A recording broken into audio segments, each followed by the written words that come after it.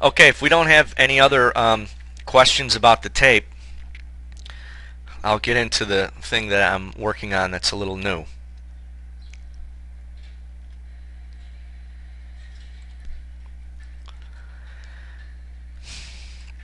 Well, that's a good question, Stuart. It absolutely should, because it's a failed auction on the low, and they're most important when the market is clearly going up. But think about this. I'm glad you asked that question, Stuart, because you're going to find once in a while, actually often, a temporary failed auction in the middle of each of these bars. It happens often, not all the time. I mean, I've watched these for years, and very often it's swinging around, auctioning back and forth enough that you'll almost always have someone sell 40, like in this case here, 40 at the bottom, and then there's not a whole lot of additional sellers, and the market turns around and goes up. But if you look for them all the time, you're going to wind up seeing them often in the middle of the bars. And what I mean by that is you can have a temporary failed auction, like say we'll use this one here. Well, let's say the market didn't turn and keep going up. It looks like a failed auction. Maybe the market's slowing down, and then a couple of seconds later it just goes a little bit lower, and it winds up having another 40 by 0 at the bottom. So they are temporary, and they can be temporary, but when it's a strong trending market like this, they're often not temporary because it's a strong trend up, and the failed auctions really should be at the bottom of the bar like that. And that's why when I have a failed auction like that and I see an algorithm try and sneak 100 lot on the very next tick, by the way, so if I didn't explain this to you in detail before, this will be two things that's new to you. So in this case here it's 1401 half. So when I'm reading this, if I look at, bring this guy into the viewing area here, if I'm looking at the institutional volume filter and I see at that next tick, it's in this case here it's let's go through the whole thing. It's half bid, then it goes quarter bid, nobody sells quarters, halves get purchased, right? Everyone with me? Quarter bid, failed auction because there's no business down there, nobody sells it, somebody buys the halves and then immediately starts to trade up. So there's no 40 by 0 at the bottom, there's no 10 by 0 or 25 by 0, nothing like that. So you get a failed auction down here, and then the next higher price is 1401.75. If at that point an HFT program tries to sneak by 100 lot or bigger at that very next tick because they see the same failed auction, and I'll see it on the institutional volume filter and some even sneakier ways, that's when I want to buy it. Okay?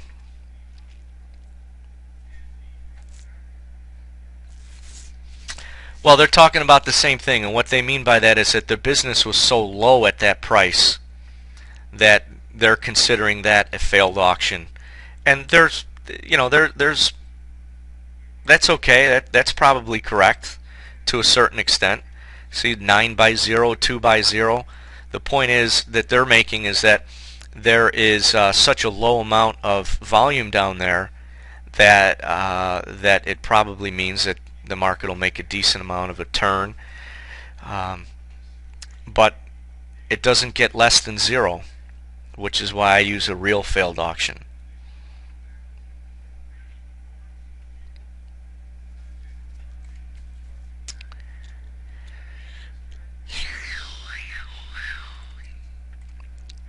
Deb, did I answer that for you? When you're looking for volume to come in, where and how do you read it? I think I answered that a second ago with respect to the failed auction.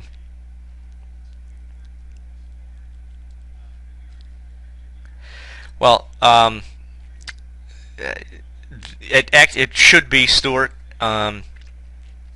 at least for the first one, because it may turn out to be one of those failed auctions that could happen in the middle of a bar. Say you got one here, the market came down, traded lower, and you're like, oh man, I just got filled all the way up here at 02. It looked like a failed auction at 175. Big buyers came in at 02. I joined those big buyers at 02, and then it dropped down here and it was quarter bid. Luckily we got another failed auction a little bit lower. You get out of your first one at +2 or +3 ticks, but there was another failed auction down there. Maybe you let the next one go for a bigger gain.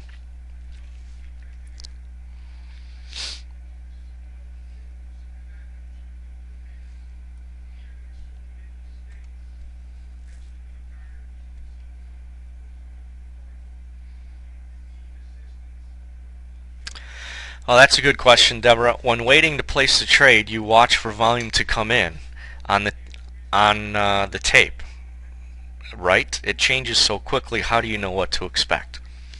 Well, that's going to come with experience, first of all, and so you need to watch that as often as possible.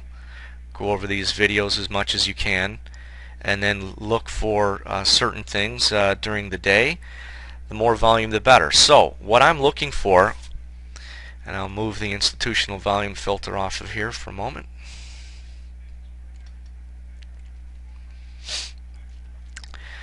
Let's say in a case like, and this will lead me right into the other new thing I wanted to talk to you guys about.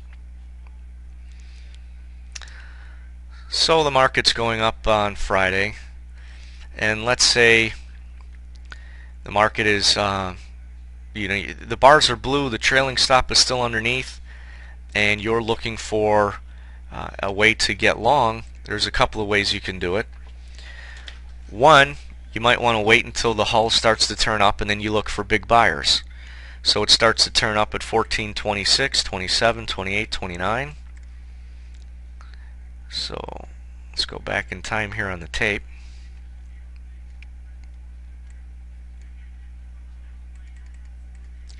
You can see these charts are connected so that when I put the crosshairs on one, it's also the same on the other.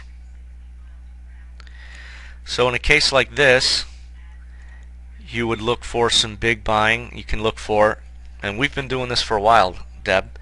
So dark green, 1244. Sometimes because you may not get a dark green, and the market may, where was that other rally? Right here. So you've got this nice rally here, 1323 had a time value, and let's see the price. Say you start getting bullish up around here, 1402.50, and it has a couple of bars, and it doesn't give you a dark green until up here, 1405. The actual size here is pretty small as well because it's going so fast, but sometimes you'll get a pretty decent move. Big numbers, no dark greens, and what I'm looking for is usually 1,500 buyers to lift the offer, regardless of the color. That's when I'm really wanting to get in the trade. Okay, to be specific, the dark green or 1,500.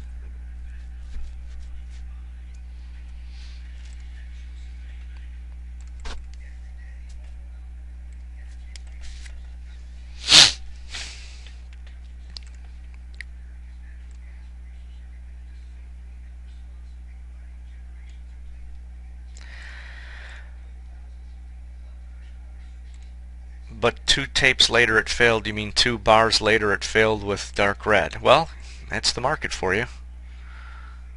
Where were we at here? Over here? I think it was a little earlier, wasn't it? More off to the right. Yeah, it was right in this area. So there's your dark green at 1405. The market went up to 1407.5. That's a great trade. And I'm not sure exactly what you mean, Deb, by it failed with a dark red. Are you saying it was dark red, therefore it should have gone down, but it went up anyways, and so that's not a good reason to get long or short? if that's the case, or if someone else is thinking the same thing, you got to keep in mind the market's going straight up, and it's very bullish in this case, and these dark reds can be profit takers, not necessarily someone trying to drive the market down, just taking profits off the table, and the market will still continue to go up. I talked about that a little earlier. One other thing I've mentioned to you guys many times in the room is that if you want to hold on to a trade as long as possible, but maybe have a little bit tighter of a stop than the algo trailing stop, which is when it moves, it's a fantastic trailing stop. But a little bit tighter would be a dark red with a close under the hull on the volume chart, which did not happen here.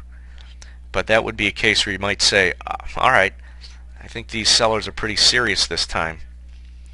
And then you either get out at the market or move your stop just 2 ticks below the low of that particular bar. And then in that case, 2 ticks under is here. It goes up, double top, and you're gonna want to reassess it. Of course, you're running out of volume here too. So as the market's going higher, starts going sideways at the old highs, probably a good indication to get out. Okay, any other questions?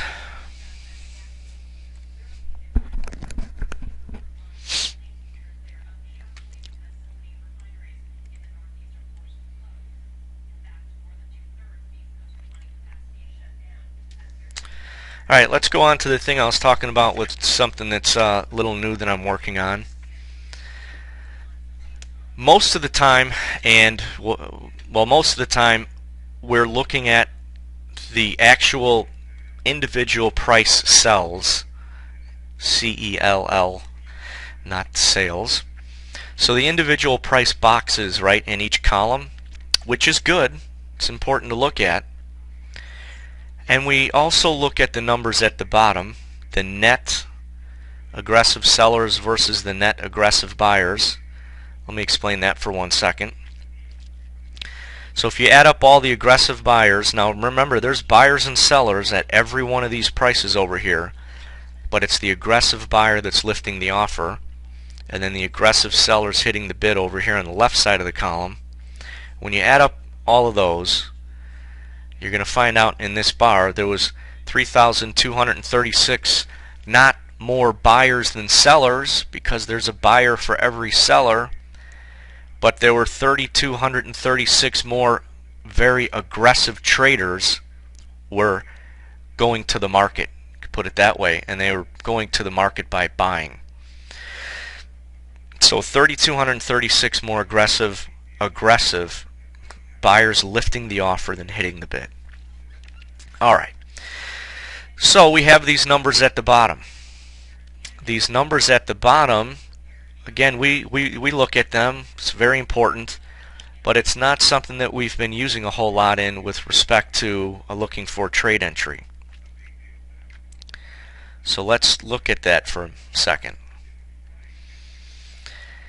We have, let's see, where are we at here? 15. I thought we were at 1506 over here. This is going to be a very good example.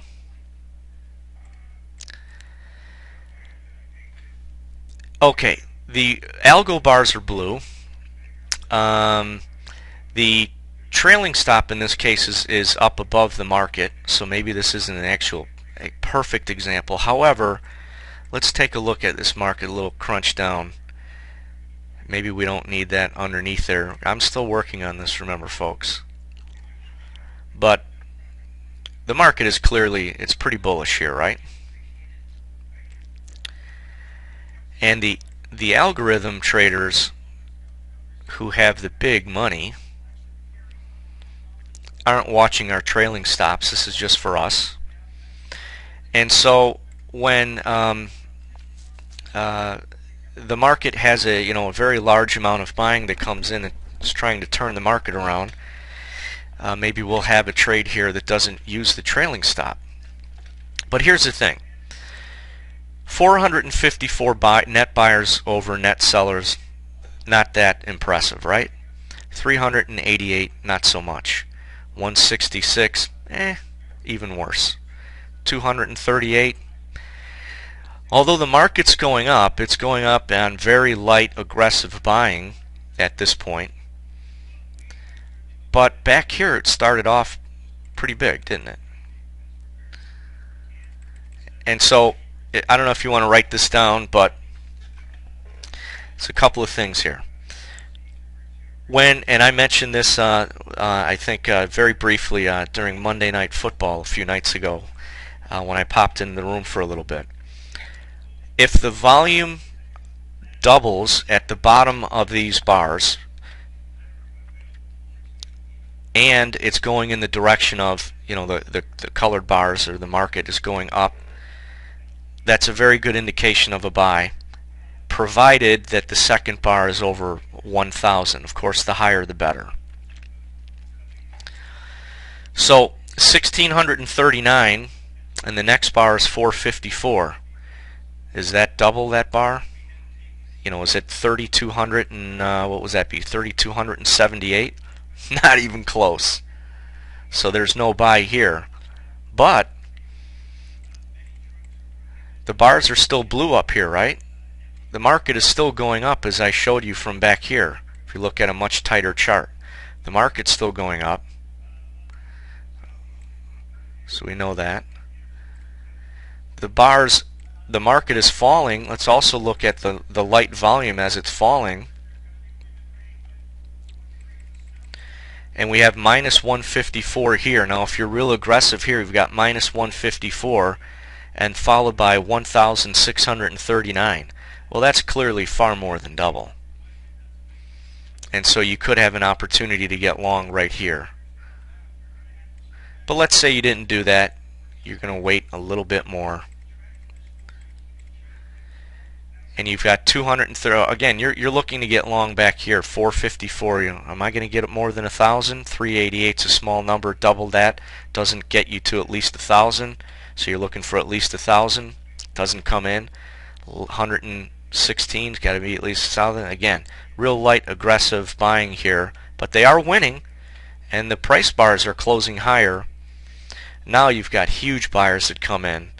4,330. There's your entry, 10.5, and it goes up another point and change.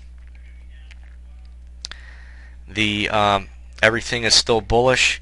You've got more than a double to the downside, but we're not looking to get short because everything's still bullish.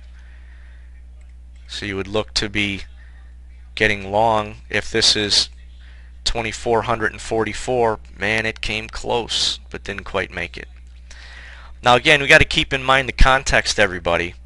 The context here, we got one last huge amount of buyers here, and then the market failed. It finally reached its top, and that's going to happen no matter what type of volume seeking program that you might use, or reason to get long or get short or anything. The market's always going to come to a high point or a low point during the day, and it often comes with really high buying as a high, not always. Really aggressive selling at the low that gets completely stuffed, as we talk about every day, and